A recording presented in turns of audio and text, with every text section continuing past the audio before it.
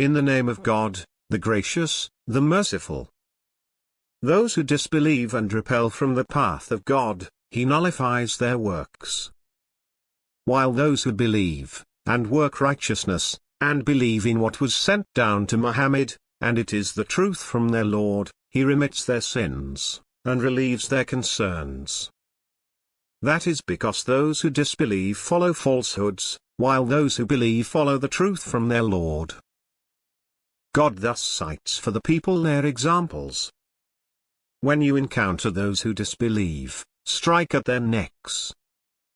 Then, when you have rooted them, bind them firmly. Then, either release them by grace, or by ransom, until war lays down its burdens. Had God willed, he could have defeated them himself, but he thus tests some of you by means of others. As for those who are killed in the way of God, he will not let their deeds go to waste. He will guide them, and will improve their state of mind, and will admit them into paradise, which he has identified for them. O you who believe! If you support God, he will support you, and will strengthen your foothold. But as for those who disbelieve, for them is perdition, and he will waste their deeds. That is because they hated what God revealed, so he nullified their deeds. Have they not journeyed through the earth and seen the consequences for those before them? God poured destruction upon them, and for the unbelievers is something comparable.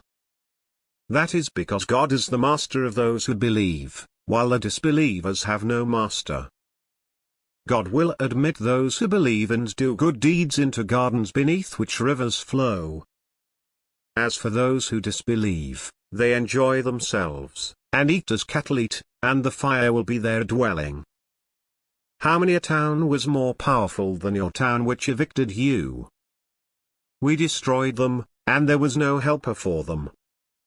Is he who stands upon evidence from his Lord, like someone whose evil deed is made to appear good to him?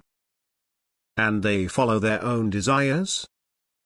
The likeness of the garden promised to the righteous. In it are rivers of pure water, and rivers of milk forever fresh, and rivers of wine delightful to the drinkers, and rivers of strained honey. And therein they will have of every fruit, and forgiveness from their Lord. Like one abiding in the fire forever, and are given to drink boiling water, that cuts up their bowels. Among them are those who listen to you, but when they leave your presence, they say to those given knowledge, "What did he say just now?" Those are they whose hearts God has sealed, and they follow their own desires. As for those who are guided, he increases them in guidance, and he has granted them their righteousness. Are they just waiting until the hour comes to them suddenly? Its tokens have already come. But how will they be reminded when it has come to them? Know that there is no God but God, and ask forgiveness for your sin, and for the believing men and believing women. God knows your movements, and your resting place. Those who believe say, if only a chapter is sent down.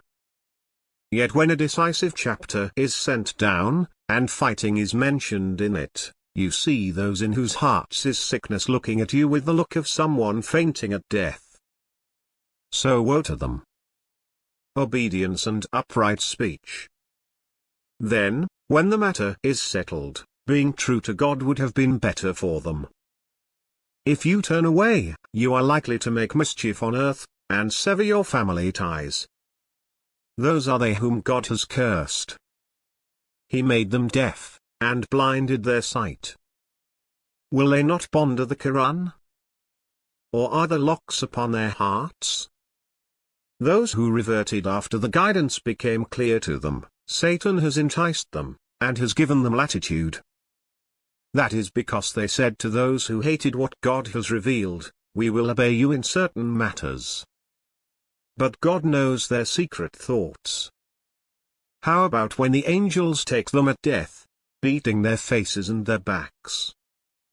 That is because they pursued what displeases God, and they disliked his approval, so he nullified their works. Do those in whose hearts is sickness think that God will not expose their malice? Had we willed, we could have shown them to you, and you would have recognized them by their marks. Yet you will recognize them by their tone of speech. And God knows your actions. We will certainly test you, until we know those among you who strive, and those who are steadfast, and we will test your reactions. Those who disbelieve, and hinder from the path of God, and oppose the messenger after guidance has become clear to them, they will not hurt God in the least, but he will nullify their deeds. O you who believe, obey God, and obey the messenger, and do not let your deeds go to waste. Those who disbelieve, and hinder from God's path, and then die as disbelievers, God will not forgive them. So do not waver and call for peace while you have the upper hand. God is with you, and he will not waste your efforts. The life of this world is nothing but play and pastime. But if you have faith and lead a righteous life, he will grant you your rewards, and he will not ask you for your possessions. Were he to ask you for it, and press you, you would become tight-fisted, and he would expose your unwillingness. Here you are, being called to spend in the cause of God. Among you are those who withhold. But whoever withholds is withholding against his own soul. God is the rich, while you are the needy. And if you turn away, he will replace you with another people, and they will not be like you.